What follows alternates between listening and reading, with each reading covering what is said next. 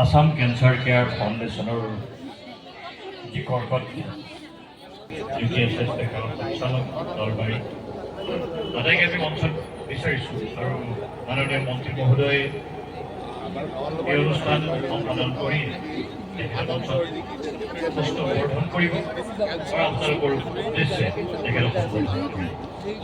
আজি এই অনুষ্ঠান আমি যিমান চমু কৰিবলৈ চেষ্টা কৰিম। মাননীয় মেজৰ জেনেৰেল জয়প্ৰকাশ প্ৰসাদে আৰম্ভণি ভাষণ ৰাখিব আৰু মাননীয় মন্ত্ৰী মহোদয়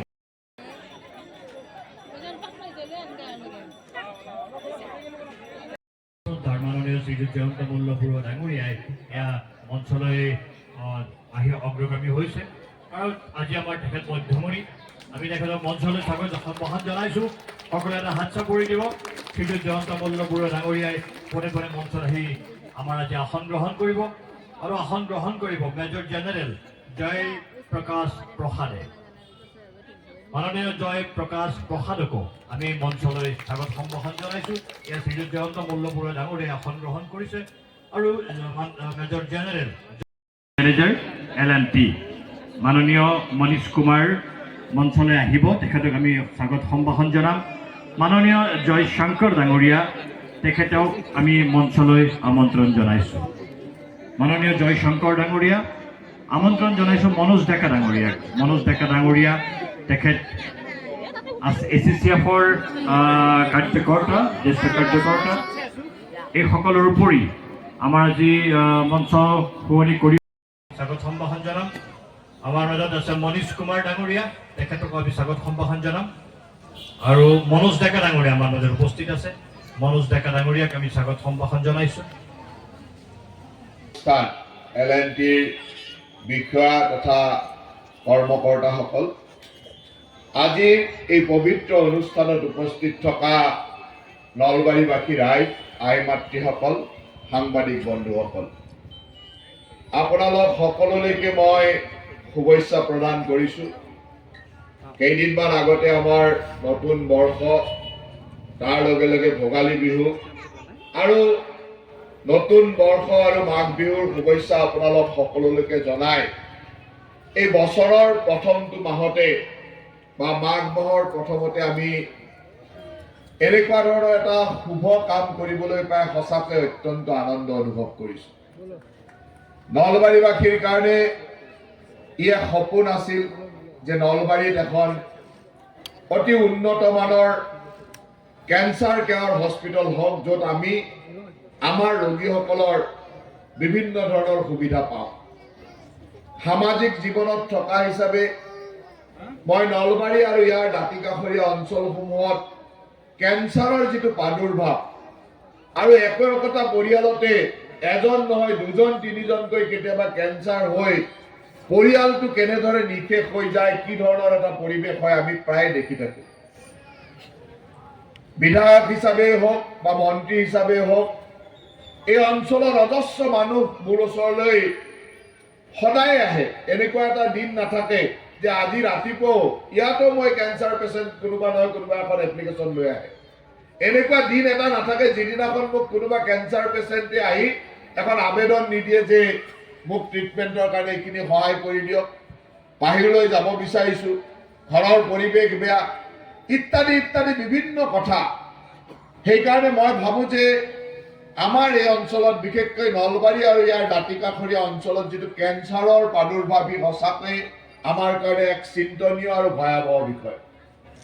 আৰু সেইকাৰণেই আমাৰ মাননীয় মুখ্যমন্ত্ৰী ডাঙৰীয়াক আমি যেতিয়া এই আগ্ৰহ প্ৰকাশ কৰিছিলোঁ, মুখ্যমন্ত্ৰী ডাঙৰীয়াৰ এটা আগ্ৰহ আছিল যে নলবাৰীতো এখন কেঞ্চাৰ কেয়াৰ হস্পিটেল হ'ব লাগে।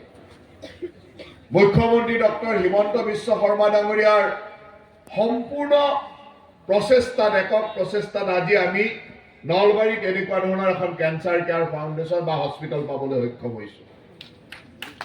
আমাৰ আপোনালোকে জানে, আমাৰ সকলোৰে শ্ৰদ্ধাৰ কিছুদিন আগত আমাৰ মাজৰ পৰা আঁতৰি গ'ল ৰতন টাটা ডাঙৰীয়া। কেঞ্চাৰ হস্পিটেলৰ কাৰণে বা কেঞ্চাৰ ট্ৰিটমেণ্টৰ কাৰণে তেখেতৰ যি অৱদান, সেই গোটেই ভাৰতবৰ্ষ যদি এক অৱদান কৰাৰ পিছত তেখেতে আমাৰ মুখ্যমন্ত্ৰী ডাঙৰীয়াৰ লগত আলাপ আলোচনাৰ জৰিয়তে অসম তথা উত্তৰ পূৰ্বাঞ্চলৰ কেঞ্চাৰ ৰোগীসকলক সকাহ দিয়াৰ উদ্দেশ্যে অসমত কেঞ্চাৰ কেয়াৰৰ ট্ৰিটমেণ্ট কৰিব বা কেঞ্চাৰ চিকিৎসাৰ কাৰণে আসাম কেঞ্চাৰ কেয়াৰ ফাউণ্ডেশ্যন আৰম্ভ কৰিছিল। টাটা ট্ৰাষ্ট আৰু অসম গভৰ্ণমেণ্টৰ যুটীয়া সহযোগত আমি এই কেঞ্চাৰ কেয়াৰ ফাউণ্ডেশ্যন আৰম্ভ কৰিছিল। আসাম কেঞ্চাৰ কেয়াৰ ফাউণ্ডেশ্যনে অসমত বিভিন্ন জিলাত এনেকুৱা ধৰণৰ কেইবাখনো হস্পিটেল, টোটেল 17খন হস্পিটেল আমি বিভিন্ন লেভেলত, যে লেভেল 1ত গুৱাহাটী থাকিব, লেভেল 2ত অমুক থাকিব, লেভেল 3ত তেনেকৈ বিভিন্ন ধৰণৰ হস্পিটেল থাকিব, তেনেকুৱা ধৰণৰ 17খন হস্পিটেল নিৰ্মাণৰ এক সিদ্ধান্ত লোৱা হৈছিল। ইয়াৰ লক্ষ্য এটা আছিল যে আমি অসম তথা উত্তৰ পূৰ্বাঞ্চলত কেঞ্চাৰ ৰোগীসকলক যাতে সুন্দৰ সুবিধা দিব পাৰোঁ, ট্ৰিটমেণ্ট কৰাব পাৰোঁ আৰু ভৱিষ্যতলৈ ইয়াক আগবঢ়াই নি গোটেই সাউথ ইষ্ট এছিয়া বা দক্ষিণ পূব ভাৰত মানে এছিয়াৰ কেঞ্চাৰ কেয়াৰ ট্ৰিটমেণ্টৰ যাতে এইখন এখন মেডিকেল টুৰিজিম বা কেঞ্চাৰ কেয়াৰৰ হাত কৰি ল'ব পাৰোঁ, সেই লক্ষ্যৰে আমি অসম কেঞ্চাৰ কেয়াৰ ফাউণ্ডেশ্যন আৰম্ভ কৰিছিলোঁ। আজি আমাৰ কাৰণে সুখবৰ যে ইখনৰ পিছত সিখনকৈ কেঞ্চাৰ কেয়াৰ হস্পিটেল আমি আৰম্ভ কৰিছোঁ। গুৱাহাটীৰখন সুন্দৰভাৱে চলি আছে, ওচৰত বৰপেটাত কেঞ্চাৰ কেয়াৰ হস্পিটেলখন চলি আছে, মঙলদৈতো আৰম্ভ হৈছে। গতিকে এখনৰ পিছত এখনকৈ আমি আগবঢ়াই লৈ গৈ আছোঁ আৰু আজি নলবাৰীত আমি এই ভূমি পূজন কৰি আমি কেঞ্চাৰ কেয়াৰ হস্পিটেল বা নলবাৰী কেঞ্চাৰ কেয়াৰ হস্পিটেলখনৰ আমি আজি শুভাৰম্ভণি কৰিলোঁ আৰু মোৰ বিশ্বাস আছে যে অতি কম দিনৰ ভিতৰত আমি ইয়াক নিৰ্মাণ কাৰ্য সম্পূৰ্ণ কৰি উঠিব পাৰিম। এই কামৰ কাৰণে L&Tয়ে কামসমূহ কৰিব, ইয়াৰ আন্তঃগাঁথনিৰ কাম L&Tয়ে কৰিব আৰু L&T যেহেতু এটা নিজস্বভাৱে এটা প্ৰতিষ্ঠিত প্ৰতিষ্ঠান, যদিও টাইম লিমিট হিচাপে ইয়াক 2 বছৰৰ সময়ৰ প্ৰয়োজন, কাৰণ এই কেঞ্চাৰ কেয়াৰ হস্পিটেলখন কৰিবৰ কাৰণে 180 কোটি টকা ব্যয় কৰা হ'ব। 180 কোটি টকা ব্যয়েৰে এই হস্পিটেলখন নিৰ্মাণ কৰা হ'ব। সময়মতে 2 বছৰ লাগে, কিন্তু মোৰ আজিও আমাৰ L&Tৰ লোকসকলক আগ্ৰহ প্ৰকাশ কৰিছোঁ যে আপোনালোকে যিমান সোনকালে পাৰে, তেখেতসকলৰ হাতত ইকুইপমেণ্টছ আছে, মানুহ আছে, গতিকে সোনকালে যদি কৰিব পাৰে, আমিতো বিচাৰোঁ যে 1 বছৰতে হৈ উঠক, তথাপিতো যিমান সোনকালে পাৰে আপোনালোকে এই হস্পিটেলখনৰ নিৰ্মাণ কাৰ্য সম্পূৰ্ণ কৰক। কাৰণ আমাৰ প্ৰয়োজনীয়তা এইটোৱে যে পাৰিলে আজিৰে পৰা আমাক হস্পিটেলখন লাগে, তেনেকুৱা এটা প্ৰয়োজনীয়তা, কাৰণ এই অঞ্চলত কেঞ্চাৰৰ সেই সমস্যাটো আমি সকলোৱে দেখি আছোঁ। মই এই চেগতে আমাৰ কেঞ্চাৰ কেয়াৰ ফাউণ্ডেশ্যনৰ ব্যক্তিসকলক ধন্যবাদ জ্ঞাপন কৰিম যে তেখেতসকলে এই হস্পিটেল নিৰ্মাণ কাৰ্যৰ লগে লগে ইয়াৰ লগত জড়িত কিছু বা ইয়াৰ ট্ৰিটমেণ্টৰ লগত জড়িত কিছু কাম এতিয়াৰ পৰাই আৰম্ভ কৰিব।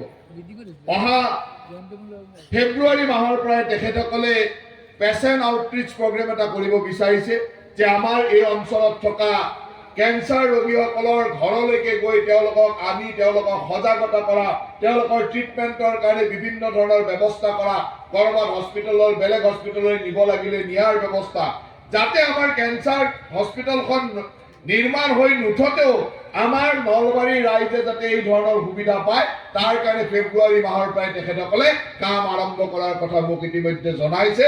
মই তেখেতসকলক বিশেষভাৱে ধন্যবাদ জ্ঞাপন কৰিছোঁ, কাৰণ আমাৰ প্ৰয়োজনীয়তা এইটোৱে যে আমি যিমান সোনকালে ইয়াত এই ধৰণৰ ট্ৰিটমেণ্ট আৰম্ভ কৰিব, সেয়াই আমাৰ কাৰণে ভাল। আপোনালোকে সকলোৱে জানে যে ভয়াৱহ ধৰণে বাঢ়ি অহা এই কৰ্কট ৰোগ, আৰু তাতকৈ ডাঙৰ কথাটো হ'ল যে আমাৰ বেছিভাগ ৰোগীৰে প্ৰথমতে ডিটেক্ট কৰিব নোৱাৰা বা প্ৰথমতে ধৰা নপৰাটোৱে আটাইতকৈ ডাঙৰ সমস্যা। আৰ্লি ডিটেকশ্যন, যদি আমি সেই ৰোগীসকলৰ বেমাৰটো প্ৰথমতে ধৰিব পাৰোঁ, তেতিয়াহ'লে আজিৰ তাৰিখত কেঞ্চাৰ এনেকুৱা কোনো ইমান ডাঙৰ বেমাৰ নহয় যে তাক ৰোগ নিৰাময় কৰিব নোৱাৰা বেমাৰ নহয়। প্ৰথম অৱস্থাত যদি ধৰা পৰে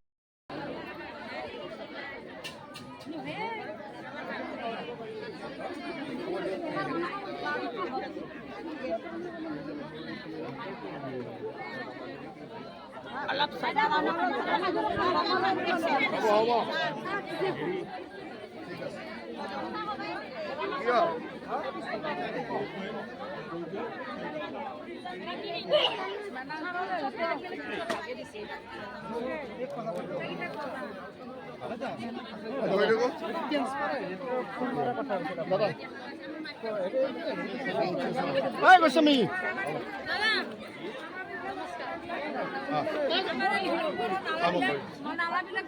নালাবিলাক ঠিক কৰি দিব লাগে আমাৰ 9 নম্বৰত এক কিস্তি উঠিছি এই কিস্তিৰ কাম কৰছ না নাই ঠিক আছে তেতিয়াহ'লে কোন শ্ৰেণীত ঘৰ আমাৰ 9 নম্বৰত নালাবিলাক ঠিক কৰি দিব লাগে পইচা আছে ছাৰ NDA অলপ কেইদিনমান ৰখা ঠিক কৰি দিব লাগে